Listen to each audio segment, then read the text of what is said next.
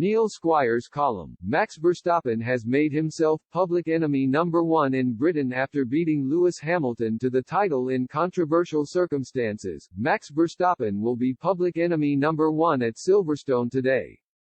He is the man who stopped Lewis Hamilton winning the World Championship last season and in a seriously controversial. He is also the man who had to defend the indefensible in the build-up to the British Grand Prix as the de facto spokesman for Nelson Piquet. He will know whose backyard he is in all right. That much was clear from the frosty reception he received when he was introduced in practice. This race is one of the highlights of the summer sporting calendar, a vibrant celebration of driver and machine.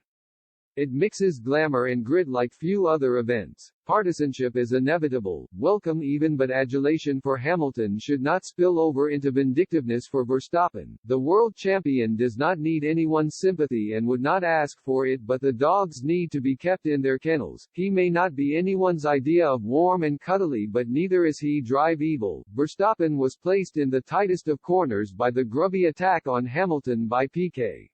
Given he is the father of the girl he is dating, one false step and he could have ended up either persona non grata or labeled a racist sympathizer.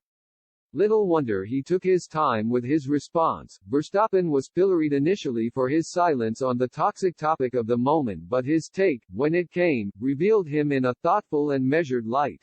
He did not bury Piquet. How could he, given the domestics of the situation? But he offered some sage advice to the Brazilian.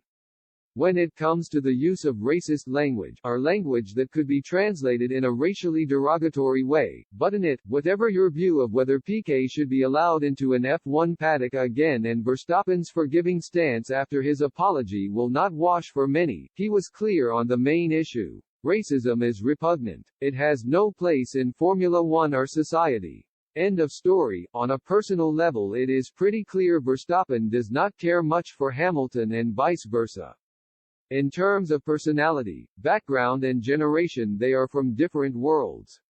But there is a line, and whatever the level of enmity, Verstappen had no difficulty in recognizing. The 170 mph collision between the two at Silverstone, which put the Dutchman in hospital, underlined the bad blood on both sides in their title battle last season. Hamilton was blamed by the stewards, and rightly so, although it should be remembered that when the Briton tried the same move on the same corner later in the race, Charles Leclerc moved aside. If